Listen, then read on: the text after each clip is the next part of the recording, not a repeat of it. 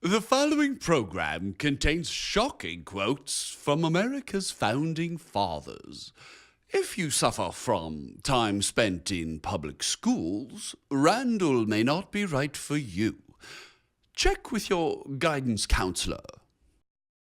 Proclaiming the truth in the highways and byways of the world. Fighting for justice in the dark alleys of politics. Raising the voice of resistance to a fevered pitch. Man enough to walk his cat. Randall Terry. Welcome, friend. I am Randall Terry, the voice of resistance. Today is our program on liberty in a three-part series entitled Life and Liberty Under God. We're going to look at what liberty actually is and how the meaning of the word has been perverted by those who actually are promoting a form of slavery. Today's program is brought to you in part by the French Revolution, the philosophical and political grandfather of current political slavery, and by the War of Northern Aggression, because we all know that the Civil War was not about slavery, but about states' rights. I'm going to take a quick break and let my good friend Sir Reginald Bling have a crack at it, and then we begin on liberty. Is this thing on? Hold on, let me get back in the light. Excuse me. Well, what I was trying to say is this. There are many things in the world that are offensive. Some people are offended when a man talks with funny clothing on and with a funny accent. Other people are offended when somebody says, you are doing evil. Well, I am offended. I am offended that they are killing people. I'm offended that they are making me and my children and my grandchildren into slaves so that they can fund their federal plantation. I am offended that they think that I and my friends and my neighbors are too stupid to make it on our own. But we got to go to Uncle Sam and say, I need entitlements. I need entitlements. To the hot place with their entitlements. I would rather be free and hungry than a slave and well fed. Hello, friend. The founders of this republic in the Declaration of Independence said that all men were endowed by their Creator with certain inalienable rights. Among these were the right to life, liberty, and the pursuit of happiness. When they used the word liberty, they had a body of thought, both historical, philosophical, and theological, which defined the word liberty. What is liberty? Well, if you live in communist China, the communist Chinese government says that all people have a right to be free from want, free from need. That's an axiom of Karl Marx. To each man, or rather from each one according to his ability, to each one according to their need. So that everyone is free from hunger pains, free from a lack of clothing, free from a lack of shelter. But is that what the American founders meant when they talked about liberty under God? Can any thinking person believe that the people in the 1600s who risked their lives just to cross the Atlantic Ocean were coming to America to be free from the need of food and clothing and shelter? Can any thinking person who studies the horrific hardships that were endured as they etched out a place to live on the eastern seaboard, or as people crossed the Alleghenies, or crossed the howling Midwest, or crossed the Rocky Mountains? Can any thinking person really say that the goal, the objective of these people was to have a government safety net that provided them liberty, freedom from a need for clothing and food and shelter? It's absurd on its face. Now, before I talk about the bulk of today's program, let me address one aspect of liberty, and that's spiritual liberty. There are many people who justly discuss that liberty has an element to it that is spiritual in nature, namely freedom from the bondage of sin, that through the death of our Lord Jesus Christ and his redemptive act on the cross for us, that we can be free from sin. This is true. And I would also submit that all true freedom must originate from God. All true liberty is a gift from heaven, and it's defined by heaven. But in today's episode, I am not going to focus on the spiritual act of liberty, or rather the spiritual dimension of liberty, but rather on the political and physical dimension of liberty, focusing primarily on the political.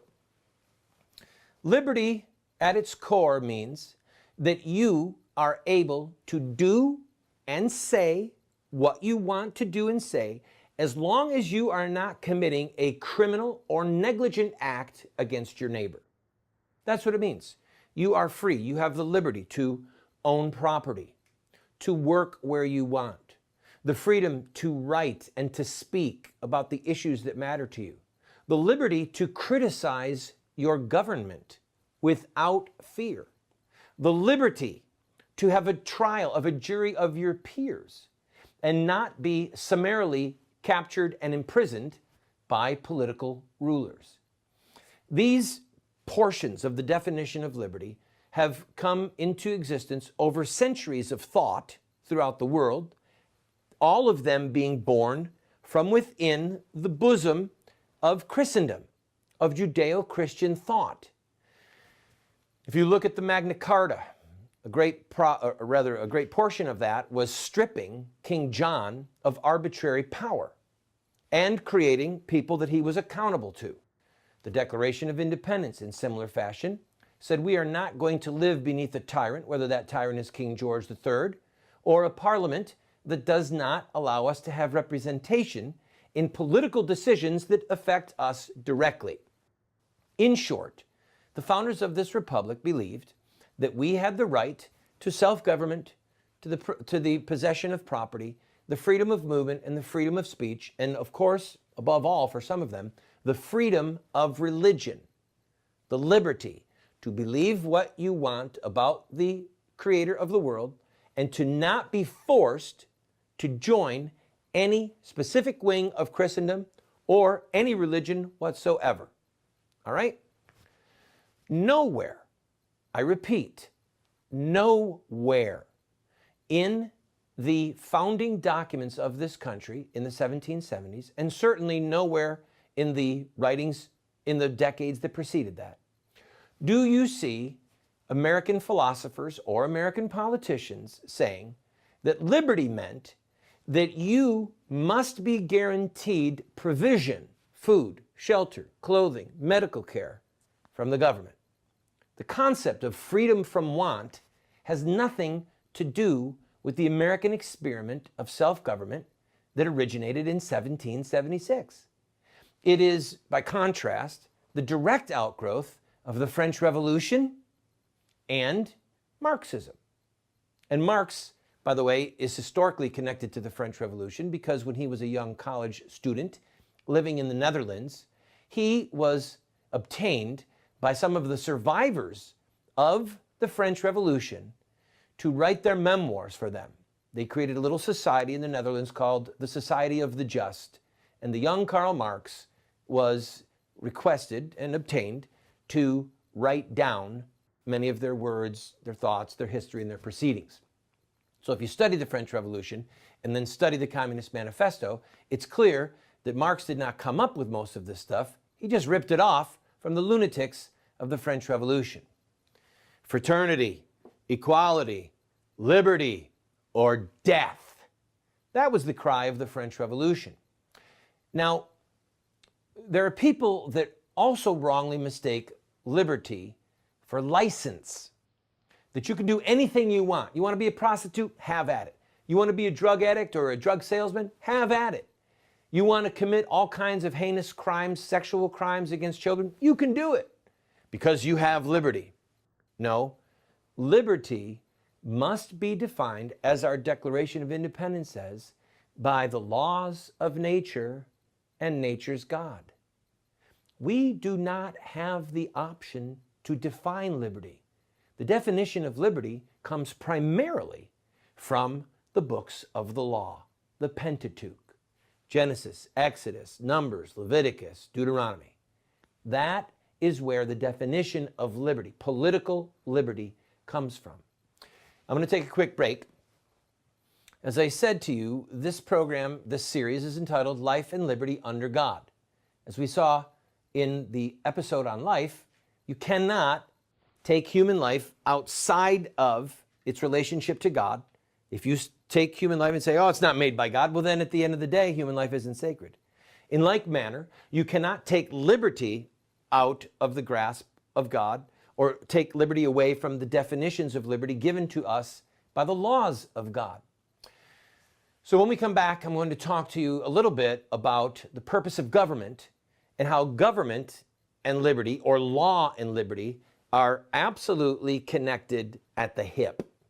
Dude, that ain't a hip, that's just a couple fingers. Well, I know, but I couldn't get my hip up here to show you. I'll be right back. Randall just left for a vacation and has been amazed at the amount of highway construction taking place high in the air. Will we be needing control towers to handle the traffic in large cities? Maybe even to the point of having holding pattern loops during those times.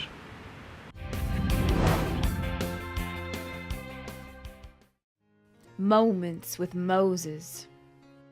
And if by this discipline you are not turned to me, but walk contrary to me, then I will walk contrary to you, and I myself will smite you sevenfold for your sins. Freedom's just another word for nothing left to lose. Oh, we're back. Yeah, no, Janis Joplin does not define freedom and liberty. Freedom and liberty are defined for us by our Maker. Now, as I said before the break, liberty and law are connected. You cannot have liberty that is undefined. You don't have the liberty to go into your neighbor's house uninvited. You don't have the liberty to take your neighbor's car and drive it away. You don't have the liberty to beat up a neighborhood child who you don't like the way he sings or whistles. All right? You have law defining liberty. Now, in the book of Romans, chapter 13, Paul says that the civil magistrate is the minister of God. All right, let me say that again. Politicians, we call them. The civil magistrate is the minister of God. It says he does not bear the sword for nothing, but he bears it as an avenger of evil. God's avenger of evil.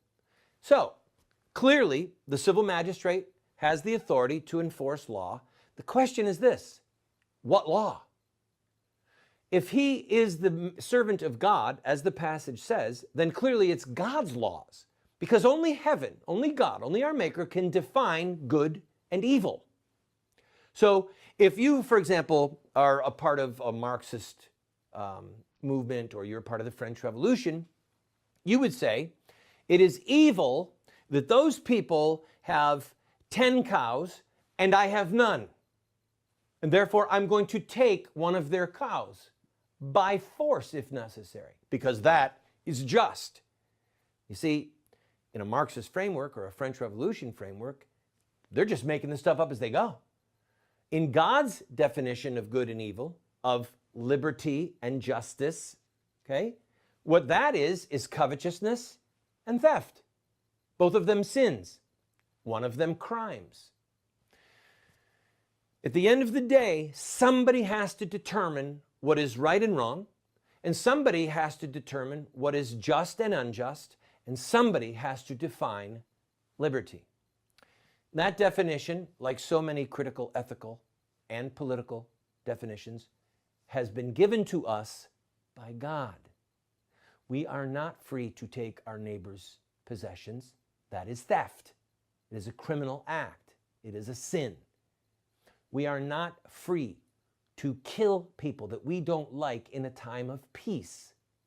That is a crime against God, a wicked sin called murder.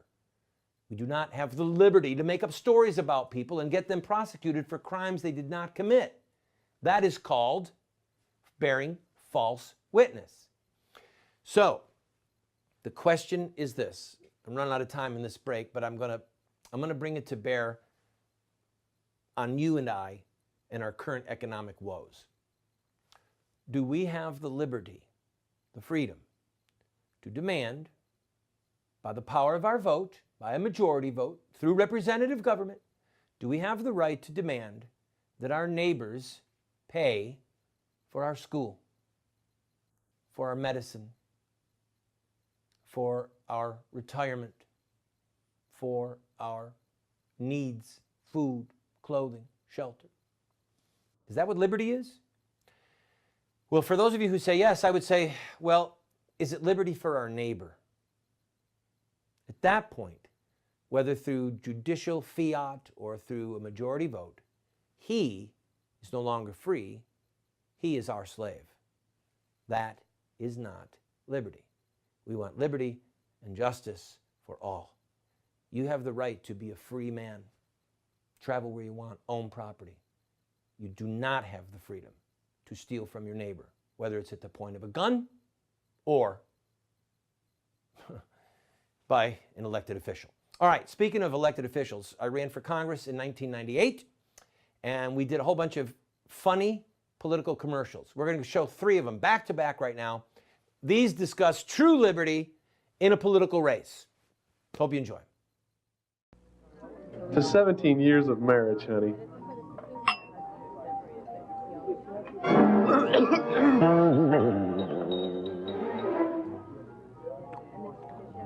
Not bad, but I prefer pork. The government takes half your income in taxes because of politicians like Maurice Hinchey. I'm sick of it. I'll fight for drastic tax cuts so that you can keep more of the money you earn. Vote Randall Terry for Congress. If you had someone break into your house, tie you up, and take half your jewelry, half your furniture, half your money, half your clothes, and half your food, and on his way out the door he said to you, "Most of this isn't for me, it's to help other needy people," what would you call him? You'd call him a thief. Now, if that same thief got elected to Congress and came around with his IRS agent, and they took half your jewelry, half your furniture, half your money, half your clothes, and half your food, what would you call him then? The honorable thief? A thief is a thief, and it feels the exact same way on your wallet. Whether it's theft outside the law or theft using the law, theft is theft. When I'm elected to Congress, I'll fight for you to keep your money. You earned it, you should be able to keep it.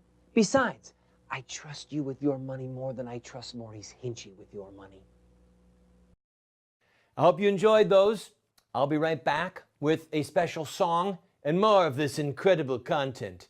It's liberating for the mind, 'tis.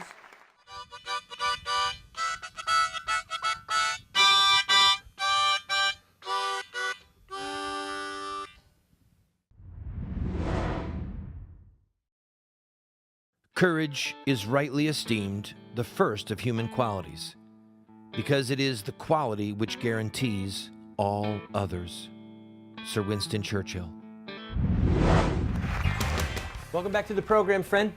Well, it's clear to many of us that our political leaders right now are really our political masters. We are the slave labor force, and people like Mitch McConnell, yes, the Republican Mitch McConnell, he is part of the slave labor leadership. And he's also a slave to fear.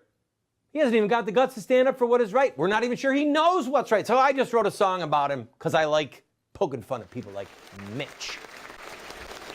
Well, I didn't actually write this tune, but I'm gonna cover it today.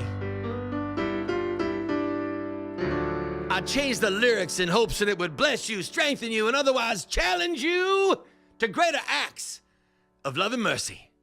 Mitch McConnell had a farm, E-I-G-O-P, and on that farm he had some chickens, E-I-G-O-P, with an Orrin Hatch here and a John Carl there, and here a Sessions, there a Graham, everywhere a chicken.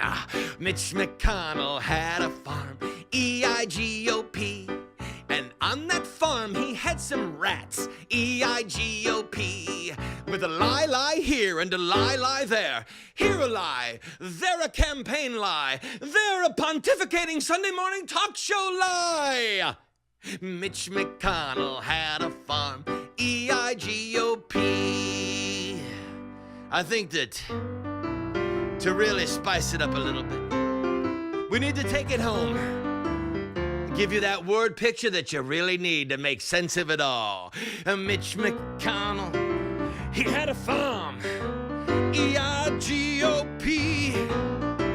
And on that farm, he had some weasels, E-I-G-O-P. With a weasel here and a weasel there, and here a weasel, there a weasel. Yeah, there ain't nothing but weasel. Oh, Mitch McConnell, he had a farm, the E-I-G-O-P. Weasels, rats, and chickens unite. Well, I hope it made you chuckle. Here's the bottom line. The Republican leadership in this country is just as guilty as the Democratic leadership of enslaving us to government programs, enslaving us to debt, enslaving us to ideologies that are completely foreign to the American experiment in self-government. I don't care if someone's a Democrat or a Republican. If they've got a whip on my back, it feels the same. I'll be right back.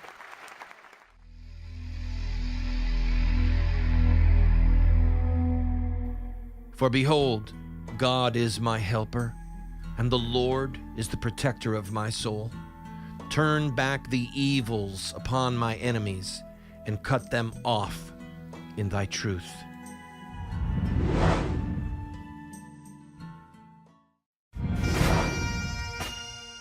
George Washington said, "When a people shall have become incapable of governing themselves and fit for a master, it is of little consequence from what quarter he comes."